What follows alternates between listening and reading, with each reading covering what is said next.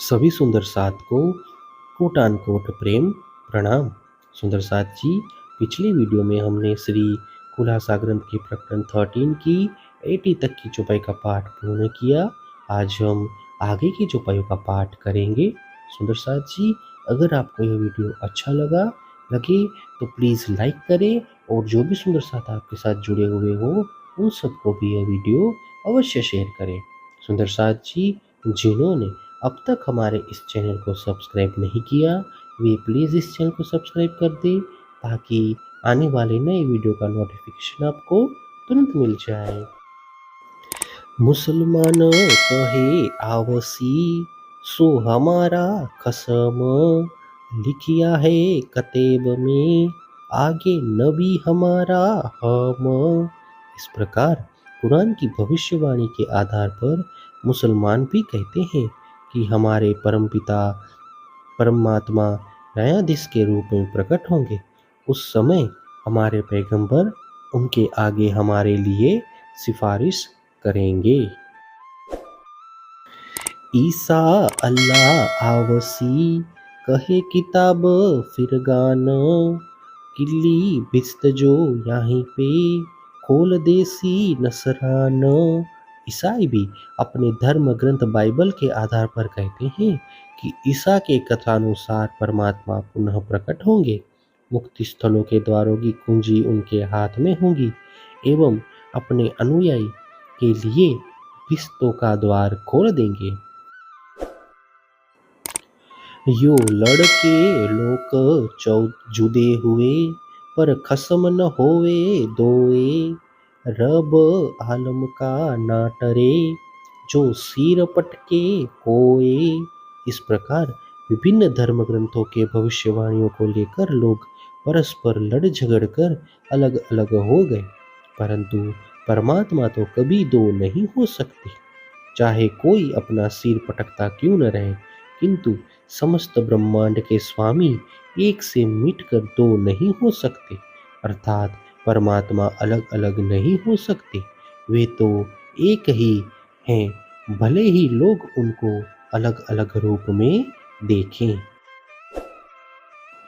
यो सब जाहिर पुकार ही कोई मायने न समझत, ए मायने मगज इमाम पे दूजा कौन खोले मार्फत।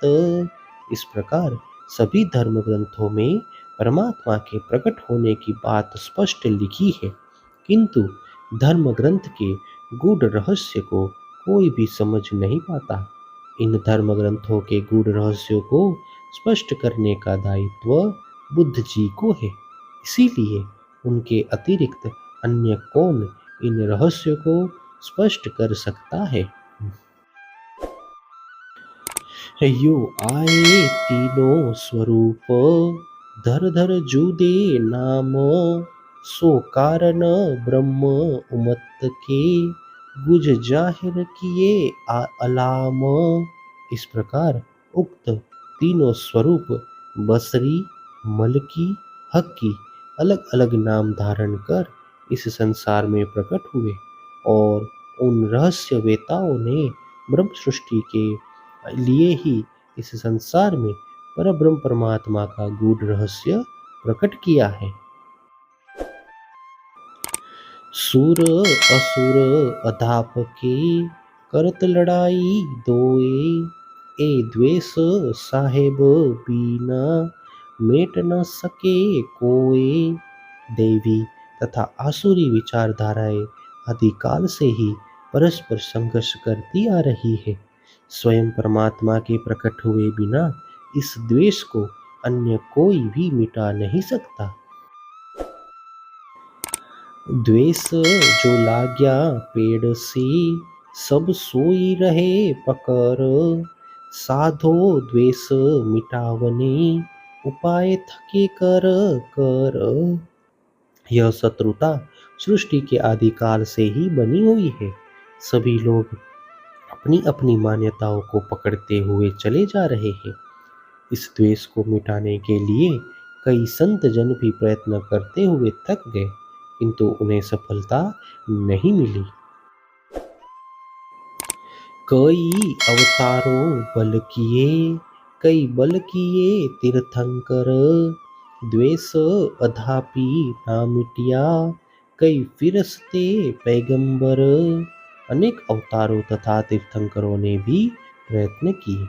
इसी प्रकार फरिश्ते तथा पैगंबर भी प्रयत्न करते रहे, तथापि वह द्वेष भाव आज तक नहीं मिट पाया।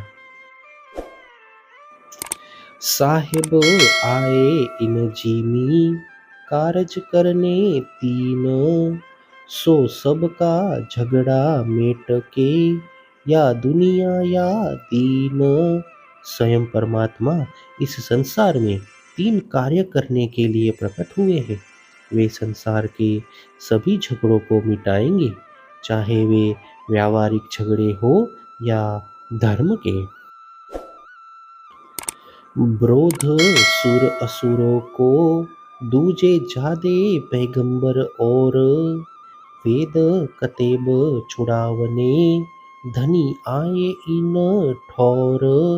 देवी तथा आसुरी वृत्तियों का संघर्ष, पैगंबरों के पुत्रों का संघर्ष तथा वेद एवं कतेब के कर्मकांड का संघर्ष मिटाने के लिए धामधनी बुद्ध जी के रूप में इस संसार में प्रकट हुए हैं। हे सुंदर साथ जी, इसी के साथ श्री खुलासा ग्रंथ के प्रकरण 13 की 90 तक की चौपाई का पाठ पूर्ण हुआ। आगे की चौपाई का पाठ हम नेक्स्ट वीडियो में करेंगे। सुंदर साथ जी, अगर आपको यह वीडियो अच्छा लगा तो प्लीज़ लाइक, शेयर और सब्सक्राइब अवश्य कर दें। प्रणाम जी।